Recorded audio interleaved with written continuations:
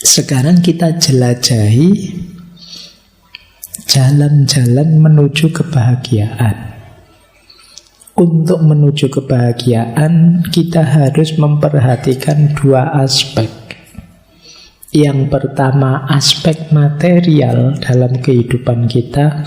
Yang kedua, aspek immateri. Yang pertama apa? Aspek materialnya. Syaratnya untuk kita bahagia nanti secara paripurna tuntas adalah sehat badan dan sehat jiwa. Sehat badan yang paling awal, karena kalau fisik kita tidak sehat, jiwa kita juga tidak akan optimal. Sepinter apapun misalnya, Pak, saya itu pinter loh Pak, akal saya itu buat mikir apa saja bisa, tapi kamu ringkih, gampang sakit, waktunya enak-enak ngomong malah batuk. Tidak sehat kan? Tidak bisa optimal. Maka kesehatan nomor satu kalau kalian pengen bahagia. Sejak sekarang kamu rancang sendiri hidupmu biar kamu tetap sehat sampai besok. Sedahsyat apapun kamu, kalau sakit selesai sudah. Kamu sendiri yang ngatur ya hidupmu. Mungkin yang tiap hari melekan di kafe-kafe, mulai kamu manage. Hidupmu butuh istirahat. Meskipun bukan berarti istirahat terus. Ya, Pak, saya ini jaga kesehatan loh Pak, saya tiap hari tidak ngapa-ngapain biar sehat itu ya berdoa. Jadi cari rumus sehat yang positif. Ya termasuk kesehatan jiwa. Kesehatan jiwa itu berarti kamu menjaga pikiranmu, menjaga hatimu. Kalau fisik tadi jangan dimasuki misalnya oleh makanan-makanan yang tidak bergizi, makanan-makanan yang mengacaukan kesehatan. Ya jiwa rohani juga begitu. Akalmu jangan disuplai hal-hal yang merusak. Hatimu jangan dikotori oleh hal-hal yang membuat kita buta, membuat kita gelap. Kalau isi pikiranmu barang rusak semua, ya cara pandangmu terhadap hidup juga rusak. Kalau hatimu gelap, hatimu sakit, ya hidupmu akan nabrak-nabrak. Karena hati itu kan yang mengorientasikan diri kita. Hati jadi kunci arah perjalanan kita kemana. Kalau akal itu kan dia menguatkan, mendukung atau melemahkan. Dua-duanya penting. Kalau ingin bahagia, sehat badan dan sehat jiwa jadi kunci. Seandainya semua hal beres, hanya kesehatan badan dan jiwa saja yang tidak beres, itu namanya tidak beres juga. Jadi jangan dikira kesehatan itu sepele. Apa sehat itu kan fisik saja. Iya, tapi tanpa itu hidupmu tidak akan bermakna. Jadi jaga kesehatan. Makanya mensana, ya dalam tubuh yang sehat terdapat jiwa yang sehat. Maksudnya dalam pengertian seperti yang saya jelaskan tadi. Meskipun ya kalau dibalik juga bisa. Dalam jiwa yang sehat akan ada badan yang sehat. Jiwa sehat itu berarti kan berpikirnya jernih, hatinya juga terang.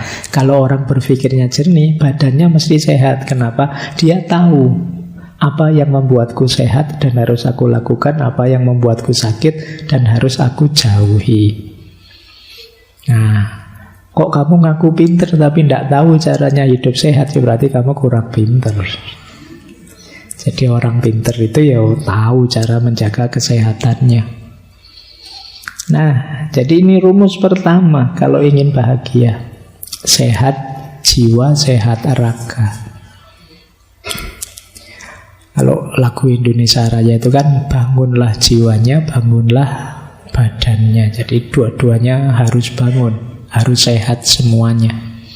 Dan saling mempengaruhi. Tidak bisa sehat salah satu saja. Harus dua-duanya sehat. Sakit di salah satu, alamat yang lain terpengaruh. Baik. Di buku dijelaskan lebih detail oleh Hamka, cara untuk kita meraih kebahagiaan jiwa itu ilmu dan melakukan hal-hal yang dapat menyucikan diri. Ini dulu pernah dijelaskan panjang lebar hubungannya ilmu dengan kebahagiaan waktu kita membahas Sokrates dan Plato. Karena ini termasuk yang diambil oleh Hamka, bahwa orang bahagia itu ya kuncinya ilmu. Kok ada orang ilmunya tinggi tapi tidak bahagia, ya berarti dia sebenarnya belum terlalu tinggi ilmunya. Kalau sudah tinggi ilmunya, dia tahu caranya bahagia. Yang kedua, ini juga menarik. Kalau ingin bahagia, harus punya teman yang baik. Circle yang cocok, sederhananya itu. Kalau temenmu ngaco semua, ya sulit kamu bahagia. Kamu bisa terseret ngaco atau bertahan mati-matian biar tidak kacau dan energimu habis di situ.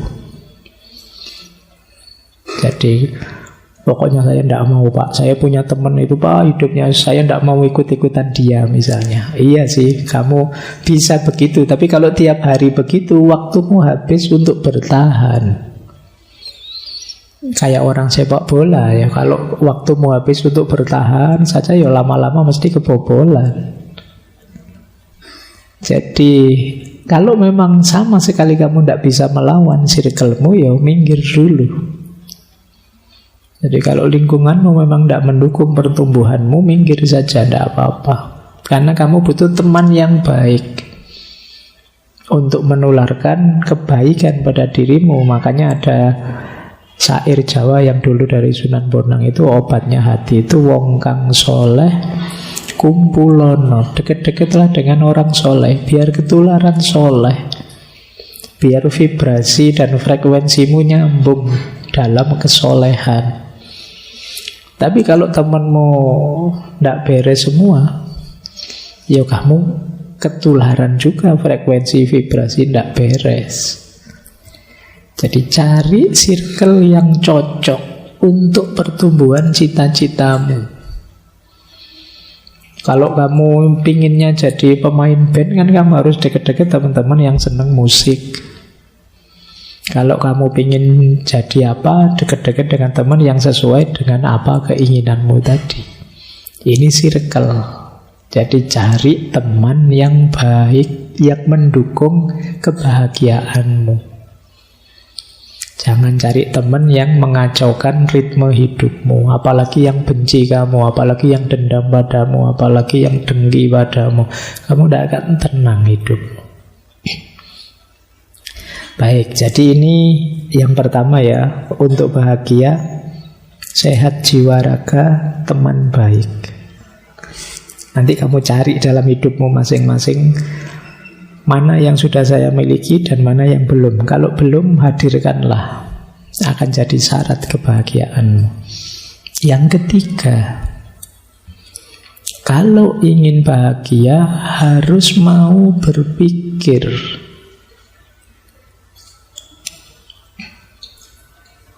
Ini kelihatannya simple. Loh kan otomatis Pak, apa ada orang yang tidak mikir? Menurutmu kan begitu, tapi sebenarnya banyak.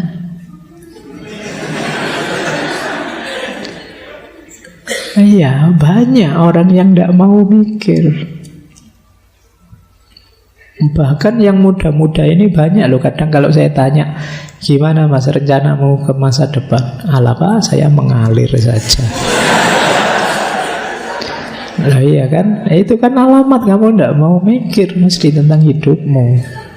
Kamu tidak sungguh-sungguh merenungi hidupmu, menemukan titik-titik kebijaksanaan, mencari titik-titik keputusan yang penting, yang membuatmu jadi lebih baik, lebih baik. Syaratnya tetap mau berpikir. Hari ini kan hidup ini rasanya diombang-ambingkan dari satu viral ke viral yang lain. Kamu tidak pernah berpikir, apa ya saya harus mengikuti viral itu, apa ya saya harus update yang seperti itu. Kan kamu tidak pernah mikir begitu. Jadi ini seolah-olah biasa, Pak, orang hidup mesti mikir. Tapi sebenarnya banyak orang yang, kalau bahasa saya, autopilot saja hidupnya. Autopilot itu kan rutin, wis kaya ngono, terus diulang-ulang tiap hari. Makanya kadang-kadang kalian kaget, loh sudah Rebu lagi ya Pak, cepet ya. Lah ya kalian memang hidupmu tidak pernah direnungi, ya berjalan begitu saja, tidak berpikir. Ya sulit kamu sampai di titik bahagia, karena kamu terombang-ambing terus kesana kemari oleh aliran hidupmu. Syaratnya orang bahagia berpikir. Kata Hamka, dengan berpikir kita ketemu kebijaksanaan. Kebijaksanaan itu kan rumus hidup yang tidak hanya benar tapi juga tepat.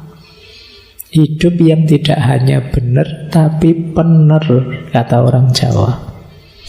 Itu kebijaksanaan. Tidak sekedar punya koleksi ilmu tapi juga tahu bagaimana mengaplikasikannya sesuai ruang dan waktu yang tepat.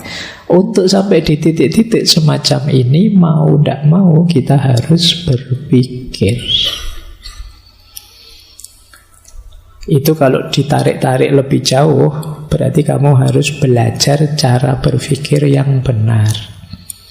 Dan disiplin yang mengajari kita cara berpikir yang benar itu logika, ilmu mantek, adanya di filsafat. Sayangnya kadang-kadang filsafat kamu anggap haram. Sudah males mikir, filsafatnya haram, ya selesai.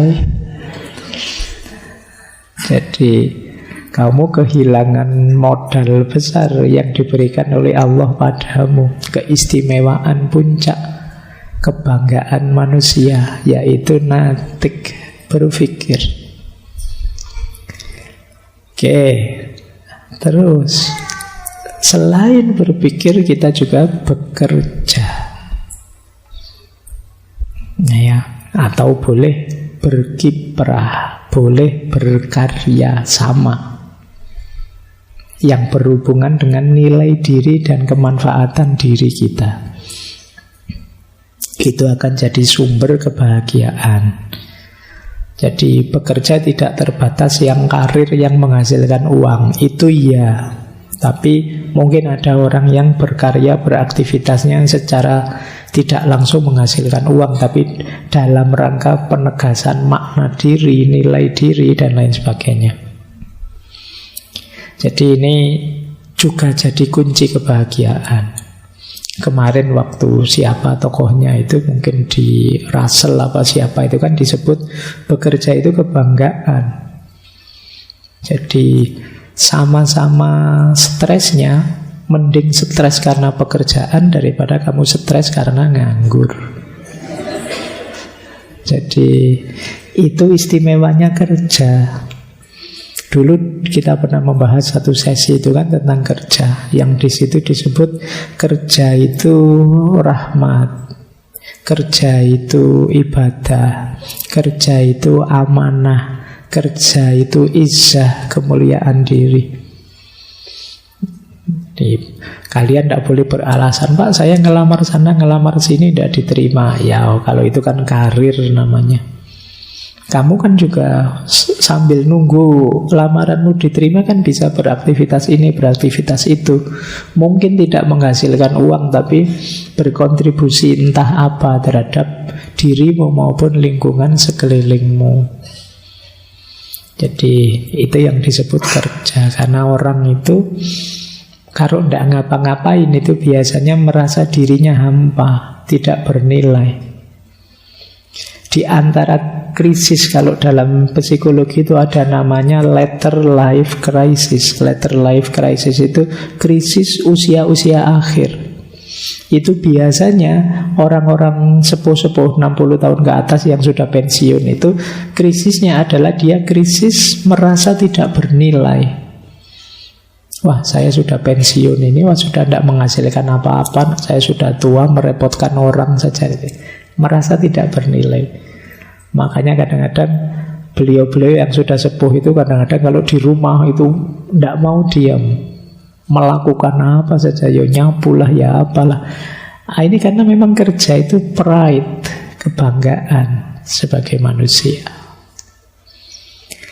Kemudian penting juga kalau kita ingin bahagia, kita harus siap introspeksi diri, siap muhasabah.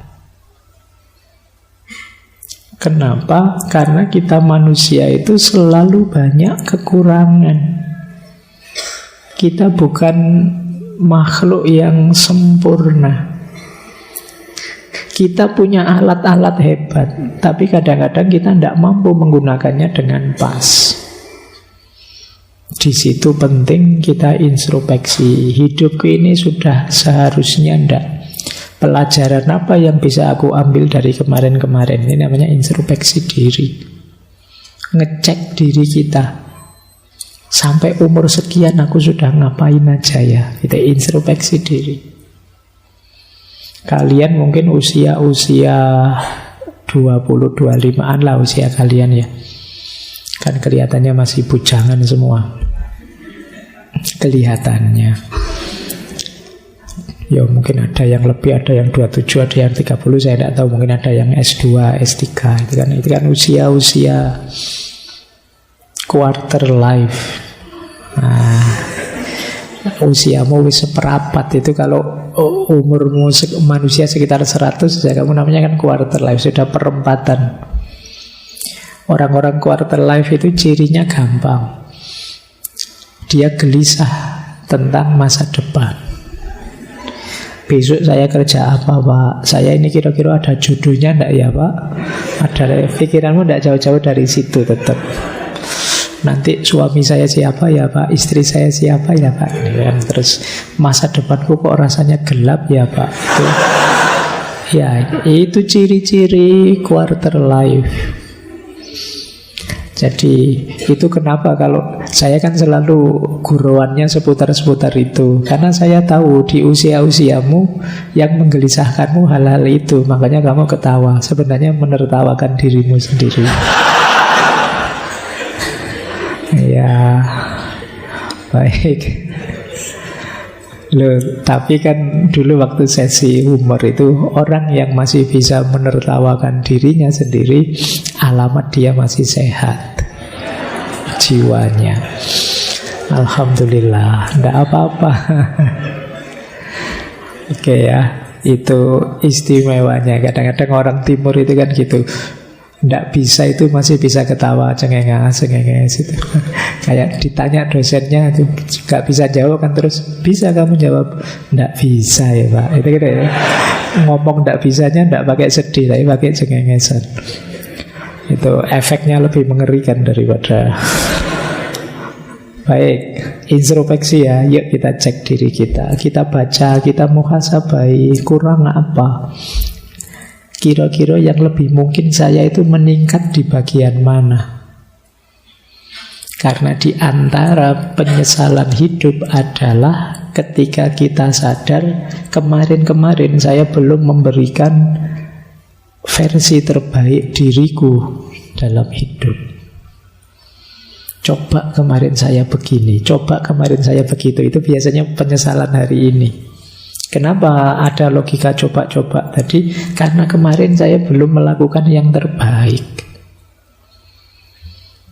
Kalau sudah melakukan yang terbaik semampu kita, meskipun hasilnya tidak memuaskan, ya kita bisa legowo. Ya nilai saya jelek, tidak apa-apa. Ya mungkin memang segitu kemampuan saya sudah maksimal. Tapi ketika kita tidak maksimal, tidak memberikan yang terbaik, begitu nilai saya jelek, kita kan kecewa. Coba kemarin saya agak serius sedikit ya, coba kemarin saya agak mempeng sedikit belajarnya. Di titik ini ayo introspeksi. Jangan jatuh 2 kali di titik yang sama. Baik, Ini yang kedua. Jadi berpikir, bekerja, introspeksi diri. Yang ketiga, dalam aspek material kebahagiaan ada dua karakter kunci kalau kita ingin bahagia. Yang pertama, kemampuan untuk qanaah. Yang kedua, kemampuan tawakal. Jadi tadi kan sudah ada 5, sekarang tambah 2. Qanaah dan tawakal. Qanaah itu kemampuan kita untuk mencukupkan diri dengan apa yang kita punya. Jadi qanaah bukan berarti anti dunia. Qanaah itu sikap batin kita yang punya apa saja kita merasa cukup. Jadi punyanya hanya motor 1, oh iya Pak, cukup Pak motor 1 itu, saya kan mobilitasnya paling kemana. Itu namanya orang qanaah. Kuliah ternyata nilai saya kebanyakan B Pak, tapi tidak apa-apa, cukup itu Pak B, saya penting lulus. Ini namanya qanaah. Ini contoh saja ya. Jadi maksudnya apa? Qanaah itu kalau menurut Hamka, orang qanaah itu orang yang mencukupkan sesuatu yang dia butuhkan. Jadi mencukupkan diri dengan hal yang diperlukan oleh dirinya. Bukan berarti tidak bekerja. Ya bekerja, tapi hasilnya apapun dan berapapun akan saya anggap cukup untuk hidupku. Ini namanya orang qanaah. Orang qanaah itu tidak banyak menuntut dan mengeluh. Apa adanya saja kita nikmati. Ini orang qanaah. Di antara cara mudah untuk segera bahagia itu membangun jiwa yang qanaah. Kita selama ini sering salah rumus. Ketika ingin bahagia kita target ini, target itu yang belum kita miliki. Akhirnya bahagia kita lama. Kalau ingin segera bahagia, ayo kita hidupkan qanaah saat ini. Otomatis kita akan bahagia saat ini juga. Kita akan alhamdulillah, ya Allah, alhamdulillah kebutuhan saya terpenuhi. Yang kedua, tawakal. Tawakal itu satu sikap batin yang kita hidupkan setelah ikhtiar kita jalankan. Itu tawakal. Saya sudah berusaha maksimal Pak, semampu saya. Apapun hasilnya saya pasrahkan pada Allah. Itu tawakal namanya. Saya sudah ke dokter Pak, sudah minum obat Pak, tapi masih batuk. Pasrah ke Allah. Itu namanya tawakal. Jangan belum minum obat, belum periksa, belum apa, sejak awal sudah pasrah saja pada Allah Pak. Itu bukan tawakal, itu namanya. Jadi tawakal itu kita lahirkan setelah ikhtiar maksimal dijalankan. Ini akan meminimalisir rasa kecewa, rasa tidak puas terhadap hasil dari yang kita lakukan. Jadi dua rumus ini, qanaah dan tawakal, bisa membuat kita segera bahagia. Tidak harus menunggu nanti, besok, tidak harus tergantung ini, tergantung itu. Baik, meskipun qanaah dan tawakal ini lebih mudah diceramahkan daripada dijalankan. Karena tidak gampang kamu membentuk jiwa qanaah itu, apalagi yang muda-muda, cita-citanya masih panjang, keinginannya masih macam-macam.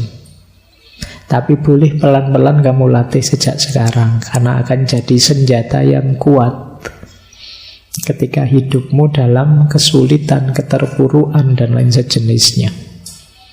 Latihan qanaah dan tawakal.